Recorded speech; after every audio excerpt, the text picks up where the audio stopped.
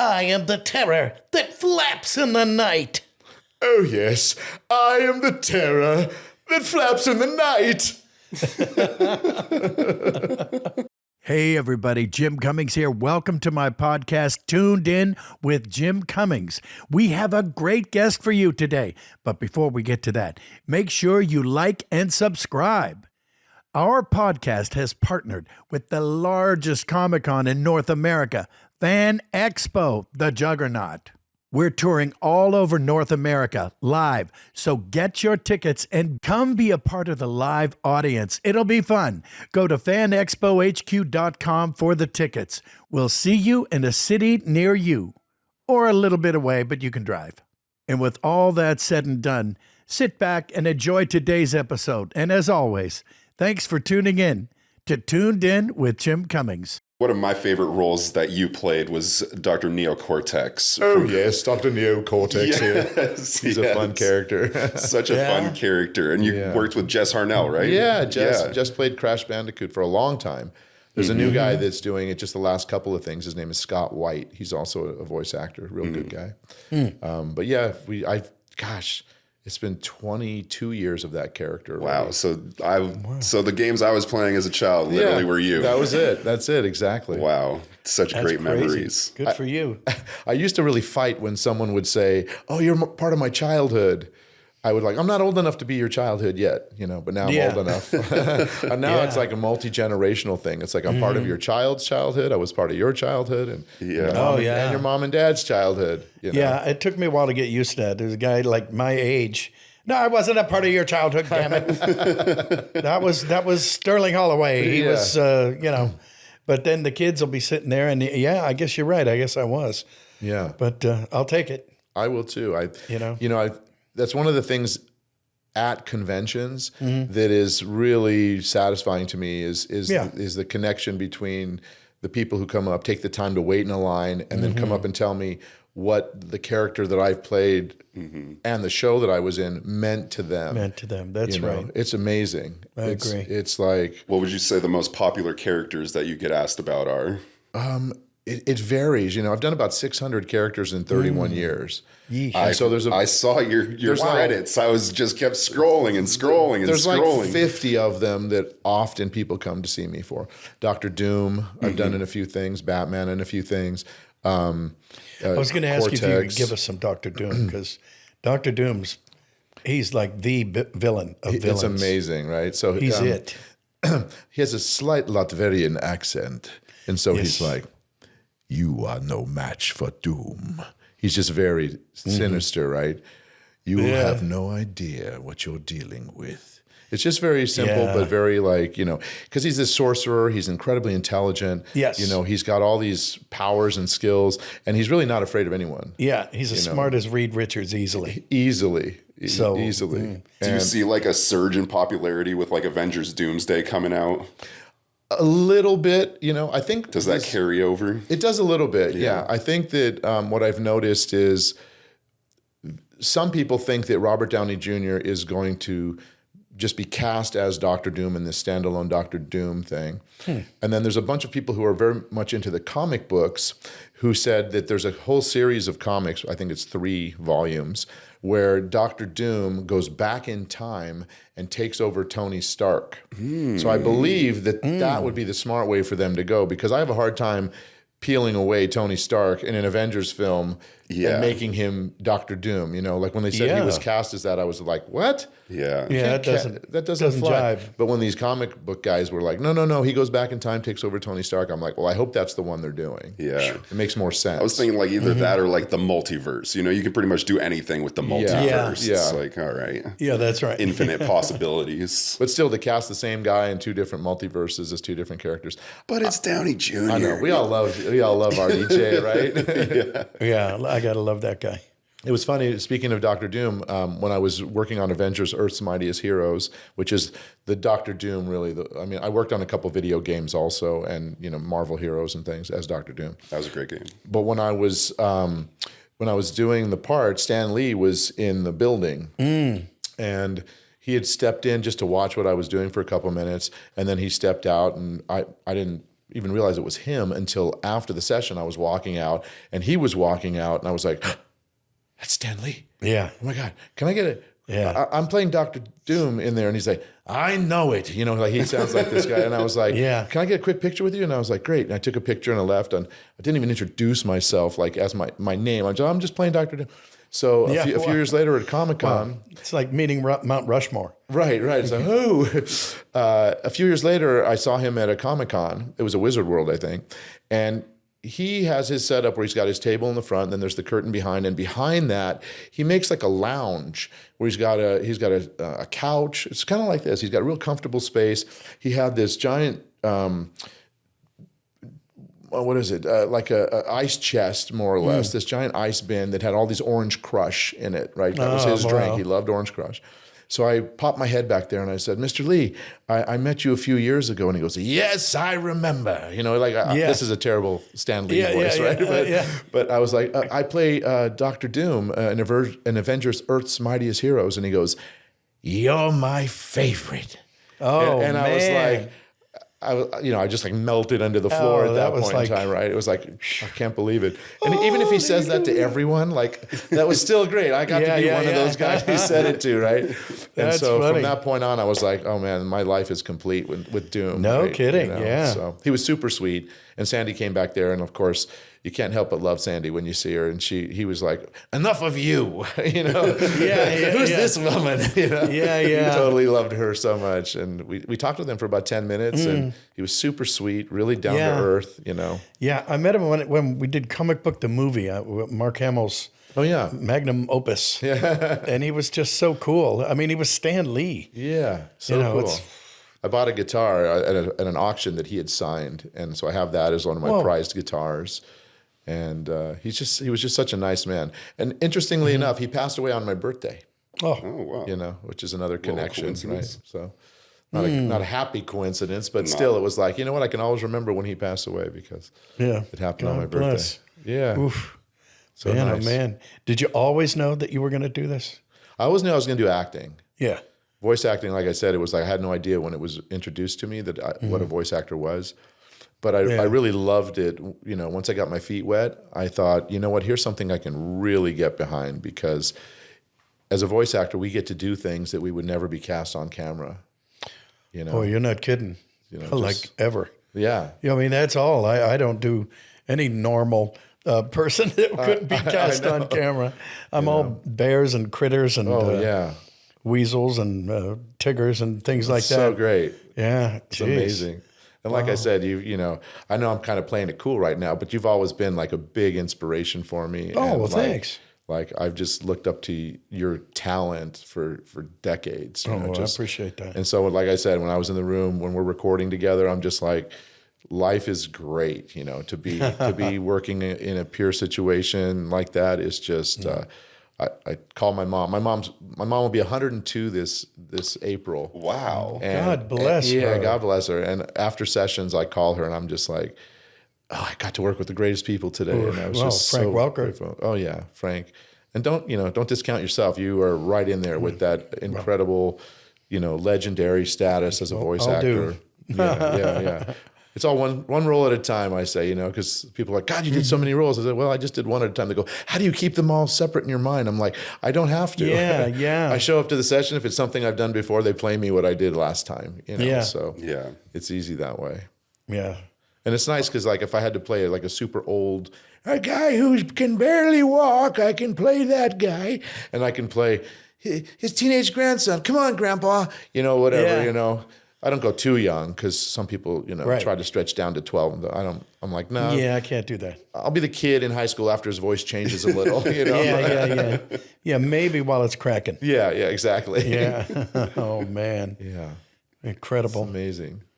That's great. Well, should we do some voice swaps? Are you aware of this we game? We have a little thing that we do. What do you do? A little game on this podcast. If you're willing, I'll explain it right now. Yes. Okay. So the voice swaps it's a pretty simple game. So we'll start out we'll start out with Jim. He'll say a line of one of his iconic characters. You know, let's say Winnie the Pooh. Like, oh, stay sweet as honey. Okay. He'll do it in obviously Pooh's voice, and then you'll repeat that line, but in one of my characters. Yeah, voices. Say Dr. Neo, Cortex, or Victor Von Doom, etc. Okay. And then we'll switch back and forth a couple times. Okay.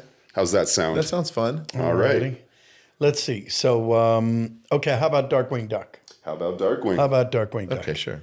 Here's your line as Darkwing, and you have to repeat it as your character. Okay, I'll do Cortex.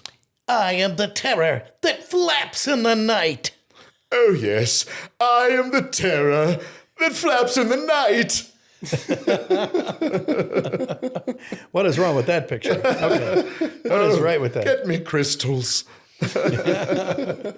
Okay, now you give me one of your characters. Okay. Okay, how about I'll do Victor Von Doom, okay? And it's this very simple line that is, Doom does not surrender. Oh, that's... And who can you do as that? Pooh does not surrender. Had to be Pooh. It had to be Pooh. It had to be Pooh. They can use that for the next Kingdom Hearts. Do you tell people when they're wearing a shirt with Pooh on? Do you say you have Pooh on your shirt? Do you ever say? Yeah, I probably have. Yeah, way too often. Okay, and then I think it's really funny, and they go, "Yeah." Yeah.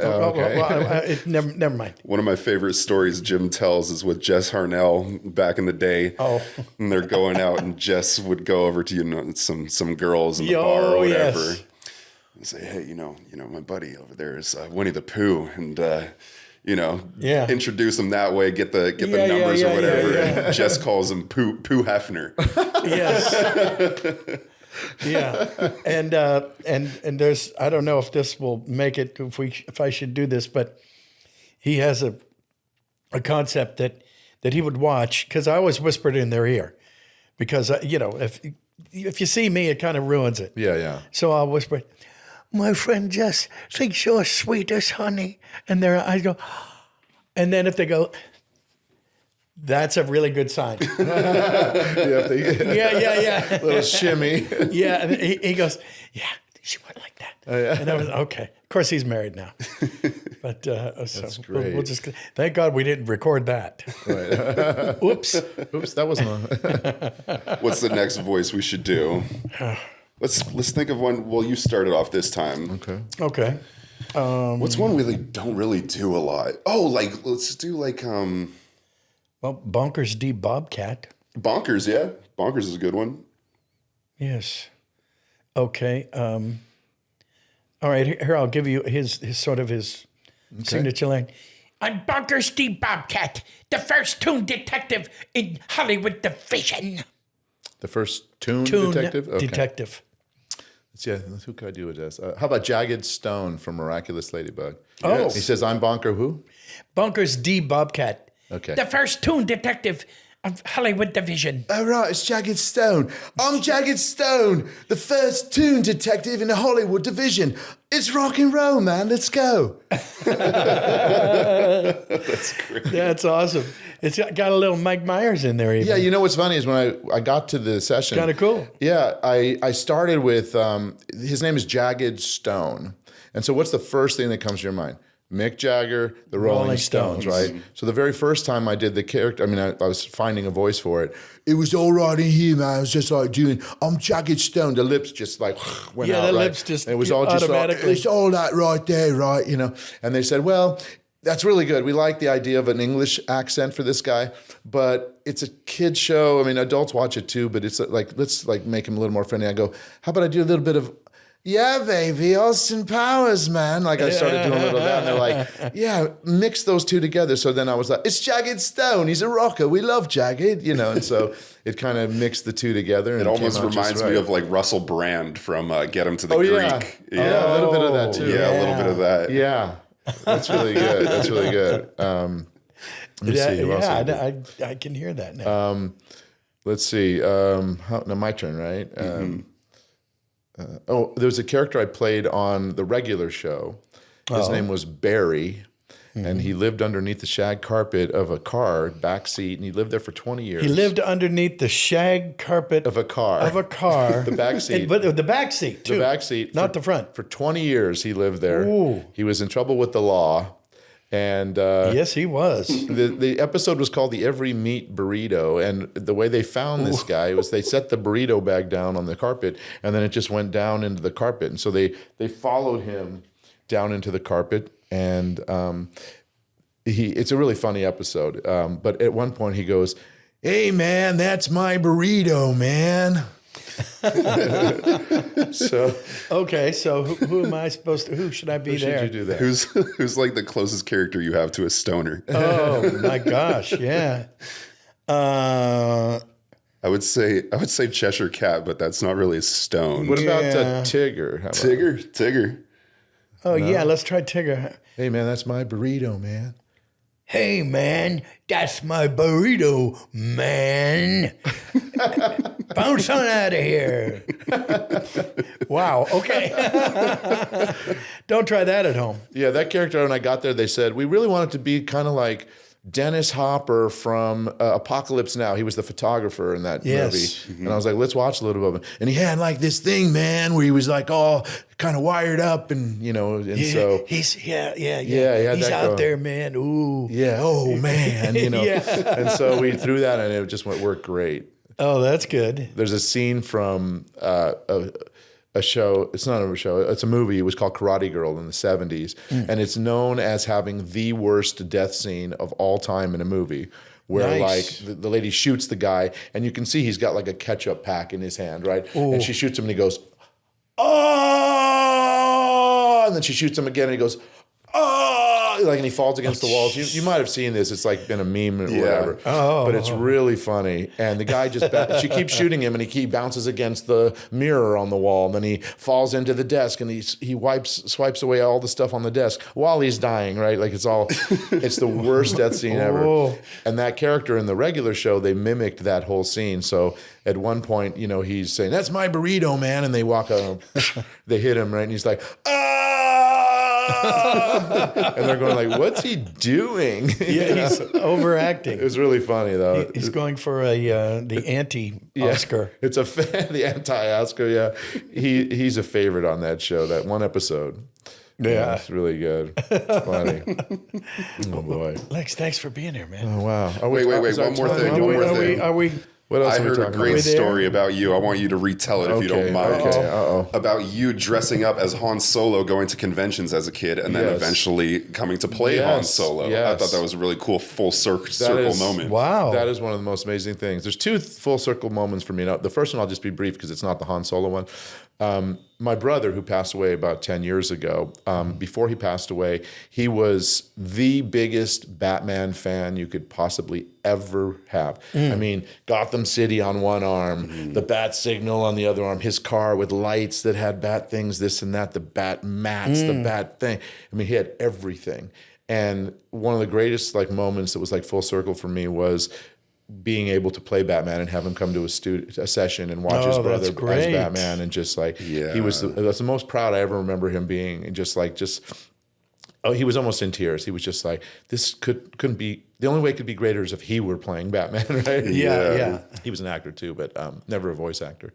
Okay, that's the story about my brother. How cool is that? Yeah, it was amazing. Pretty darn cool. So when I was 15, 16 years old, we would go to these sci-fi conventions, Star Wars fans, and I would always dress as Han Solo. And my 3 or 4 friends would be the rest of the crew, right? Princess Leia, Luke, Chewie, all that stuff, right? Do that.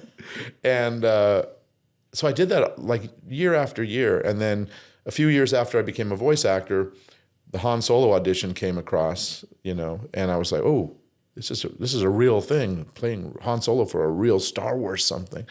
And so my agent said, she didn't say don't get your hopes up, but she said there's a really big pool. They're auditioning 400 people in 4 different cities. So you're in this, there's a lot of people auditioning for this. And I said, okay, that's fine. So I auditioned. A month later, they came back, okay, you're down to the top 32 or whatever it was. And then a month later, it came down to 16 and then 8. And then when we were down to 8, they gave us the actual audio of Harrison Ford from A New Hope without any special effects, What? without any, I still have those, without any music, no effect. It was just off of his mic. Harrison Ford talking, doing all his lines, from the movie. And so as a fan, as an Uber fan, I just and as a voice match guy, everything, I just sunk into that. And then it just kept going and going until I got the part. My agent, it was Sandy Schnarr at the time. She called me and she was really sweet. She almost pretended like I didn't get the part. She's like, hey, you know what? She You came did a that long to way. me too. Did she? Yeah. Wow, it must be her shtick. It's just a little thing like, oh, you did so well. You got so far. You should be proud of how far you came in this part. And I just wanted to tell you, no matter what happens, you should feel good about it. She was like pumping me up for the loss, right? Right. And then she said, oh, and by the way, you got the part, And I was like, wait, what? What's the bad news? Yeah, exactly. What's the priming for the bad news? But when I got the part, I hung up the phone. Oh, thank you. I was playing it cool. I hung up the phone, and I was literally running around my house screaming like a teenager. Just like, oh my God, I got Han Solo. Oh my God, I got Han Solo. And I called my friends who I went to high school with and I would cosplay. Yeah. We're still in touch. And I called them and I'd say, you would never guess on this next game that's coming out for Star Wars, I'm playing Han Solo. And I played him for a few games and it was great. I got to say stuff like, watch your mouth, kid. You're going to find yourself floating home. Like that kind of stuff. Wow, that's great. That's good. That's great. And so it was just... it was such a great thrill, and still to this day. I mean, I've done so much Star Wars stuff in my career now. I've been stormtroopers in like 19 video games. I did voices for stormtroopers in 4 of the movies. I played Poe Dameron for video games and Lego. I played Han Solo for video games. So to me, Star Wars is like. Did they ask you to sound like Oscar Isaac? Yeah, they did. What's funny though is when I did the first Lego game. It was before the release of the movie where Oscar Isaac was playing Poe Dameron, and I said, "Okay, so what does he sound like?" And they're like, "Well, it's under lock and key. They won't give us anything. It's Oscar Isaac." What the heck? And I was like, "Oscar Isaac." Okay, so I looked up Ex Machina, which was a movie he was in, and I didn't get any real vibe from him. And I was like, "Well, what do you want me to do?" So when I got to the session, they said, "We want you to do him kind of like Han Solo, keep him real roguey." I think that was an actual term they used, roguey. And I was like, rogue, okay. So I just kind of gave him like a Han Solo thing, almost, right? And then when he says his name at one point in this one Lego thing I did, and it's Poe Dameron, right? And I said, it's Poe Dameron, and the director, one of the assistants said, well, I think it's Dameron in this. And I was like, well, it's spelled like Cameron, but with a D in front. And they said, well, just give it to us as Dameron, because I think, so I was like, I'm Poe Dameron, I'm here to help you, and it wasn't. It was Dameron, So later the movie came out, and I'm like, oh, shoot.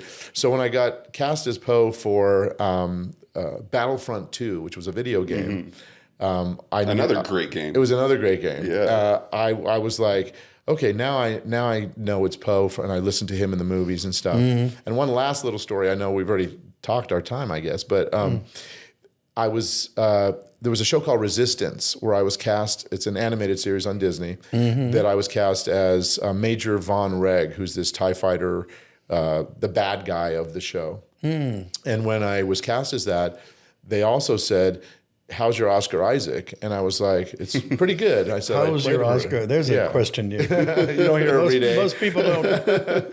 My Oscar Isaac's pretty He's good. He has water and food. So yeah, he's good. He's taken care of. So I played the Poe Dameron character for the first 11 episodes. And then on episode 12, when I got there, I was coming in to play Poe and also Major Von Reg. And the director was like, and I was like, is he feeling okay? Here we go. Here we go. Something's not working. That's He goes, a good sign. Lex, can I talk to you for a minute? And I'm like, yeah, sure. He goes, we love what you're doing. Your Poe Dameron is fucking, is perfect. It's great. But we made the offer to Oscar Isaac 9 months ago, and he just got back to us that he would accept the offer. So he's going to be playing Poe Dameron. What's and I'm the big hurry? Yeah, I know. Can we wait till the end of this season and pick it up on the But, I thought, if you have to be replaced by somebody, how about the original guy that plays the character? It's like, that's not bad. No sweat, So, but it was funny because during the sessions, do you ever have it, Jim, where when you're going to do a character, you come up with a line that you say first to get into that character? Oh yeah. You ever do that? Like a I've hook done that. line to get you in there? Yeah. So for Poe Dameron, I had a scene when he's talking to BB-8 and he's about to split up and he says, I'll come back for you. So before I did any line, I would always go, okay, BB-8, I'll come back for you. Don't worry, BB-8. All right, let's go. You know, and I'd have like that sense of what to say, right? Yeah. So I did that for the doorman too. Oh, yeah. For Curious George, I'd say it out loud most of the time, but I'd be like, a doorman's door is as important as his uniform. That kind of old-timey guy that's very happy and very pleased. You know, Yes, like that's him. Yeah. I know that dude. Yeah, I know that dude. Yeah. So Well, Oh, that's so cool. since little tricks of the Jujutsu trade. set the Guinness Book of World Records for most yes. watched show, I feel like we have to hear some voices. So check it out. One last story. Please. When I got to the session, actually the first sessions we had were during COVID and we were doing them remotely. And this particular show is done what they call simulcast. So it comes out on a Monday in Japan. It goes to the English adaptation writer on Tuesday, which is basically a guy who's going to take the literal translation and adapt it so that the mouth flaps fit the English. For example, in Japanese, the good morning is ohayo gozaimasu. So in the Japanese animation, it's up, right? Well, good morning is way Just short doesn't. for that. Oh, It doesn't I fit. know that problem. Yeah. So they have to. The adaptation writer has to write, "Hey, everybody, good morning," or whatever. They've fill to it make it in, fit. fill it in, yeah. And so that happens on Tuesday. Wednesday, the director gets that piece, that new script, and then we record from Wednesday to Wednesday, and then on Wednesday they turn it into Crunchyroll or whoever's playing it, and then the following morning the English dub comes out. So when I did the first session, I said to the director, well, tell me about this character. Like, is he a good guy or a bad guy? And he goes, I don't know. And I was like, okay. Okay, that helps. And the version, I played two versions of this character. One is named Suguru Geto, and he's like he's a sorcerer guy. But then later he dies and he gets possessed by this brain entity that is named Kenjaku. And Kenjaku, when he's in the same body, but he has this giant scar across his forehead. That's how you know which one's which, right? So season 1 was this character named Kenjaku that the director didn't know about. He just knew about Suguru Geto, right? So I get there and I'm like, what's the scar across his head about? And he goes, I don't know. Had a bad night. I was like, wait a minute, you don't know what the character is, and you don't. So what do you want me to do with my voice? Sure, it's the right guy. Yeah. Are you sure I'm even playing this guy? I said, what do you want me to do with the character's voice? And he goes, just kind of use your own voice. So I'm like, okay, I can do that. But is he like gosh. good or bad? I Like, hate that. where am I like skewing to? It's Right. like, what's his motive in this show? And he goes, he's very mysterious. Just kind of keep him mysterious right now. And so I did like my own voice, almost like this, very mysterious for the first season. And then we did a movie right after that. And when I went in to do the movie a year or so later, there was a new director. And the movie was a flashback before he had the scar and he was still this older character, this other character, younger guy. And so I came in and I said, oh, wait, he doesn't have the scar. What happened to his scar? And the director goes, well, he's not Kenjaku anymore.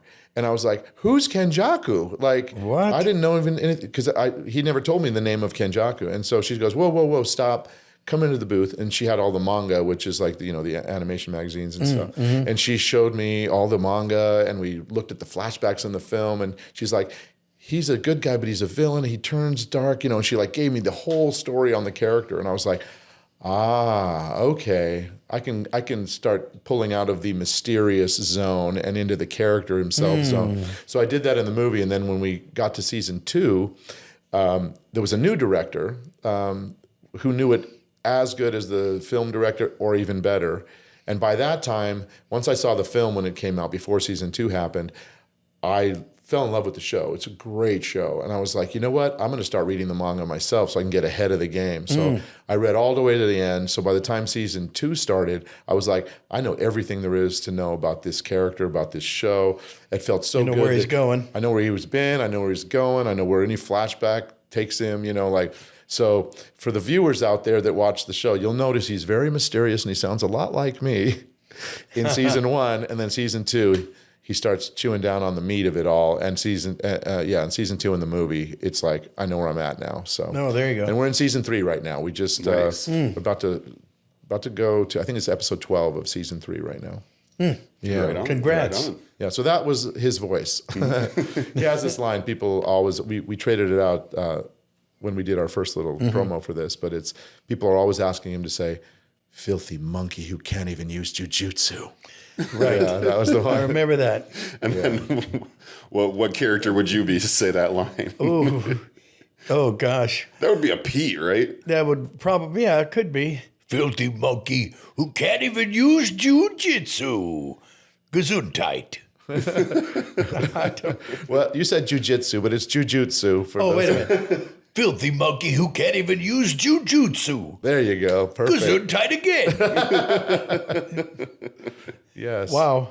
Oh, I gotta my tell you brain how hurts. fun we've had. Oh, man. I'm really loving this. Yeah, well, good stuff. Yeah, Thank I mean, it seems like we have a lot more to talk about, I but know. our time's out. We should do part 2. Yeah, we'll do a part 2 for sure. That'd be fun. We got to bring Sandy in with us too, because I could just drop her off and she would do her own hour or whatever, because she, that'd be great. She's Betty Boop, she's Hello Kitty, she's all these anime characters, and she worked for Disney for 14 years in their. Well, let's get her in here. Yeah, I'll tell her. I'll tell her. For sure. Please do. We should do that. Yeah, and then maybe I'll pop my head in while she's here and say, We do have an extra chair. Well, and there's a mic. yes. Oh, actually, yeah. Is there anything you want to promote that's upcoming that people can look for you, social media, anything like that? Just my social media. It's at Lex Lang for Instagram, and it's Lex Lang TikTok for my TikTok. And I don't really do X, Twitter, or whatever that. I don't do that too much anymore. Facebook sort of is by proxy of my Instagram. It automatically loads into my Facebook sometime. But yeah, if I didn't have to do social media, I probably wouldn't be on it as much. Yeah. I enjoy some of the comedy stuff that's out there, but it takes a lot of time, and we have to do it as part of our career now. We have to promote the shows we're going to, and It takes a lot and of do all time. that stuff. It has its benefits. It is actually very entertaining, 1 minute at a time. Yeah. But I knew it. did you run out? I did. Did you I was overheat? prepared, though. Okay. I'm prepared just like Scar.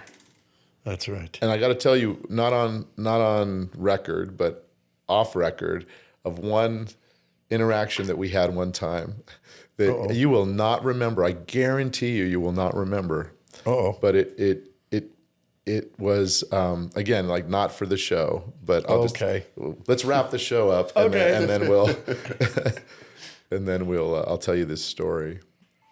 Well, did we ask you have anything you need to tout and promote or anything? Yeah, nothing to promote right now. Okay, very cool. Lots of anime coming up, lots of video games coming up. Cool. I would love, if Bruce Timm is out there and you're watching this show, Bruce, I would absolutely love another crack at Batman, maybe in my own, Bruce, I've been really studying this character for a long time. Yes, you have. And I am ready for a Batman series. Yeah, so Bruce, if you're out there, let's connect in some way, please. Yes, and we all want to hear it. Yes, I do.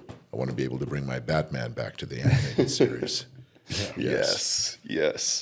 All right. Well, thank you so much for being here. Thank you, this was a great conversation. And for those of you guys who want to see us live, we're doing a little partnership with Fan Expo this year. We're doing some live podcasts in front of an audience. It's a little bit of a higher energy, it's a different kind of feel. We record it for everybody so that you can watch, a week or two later.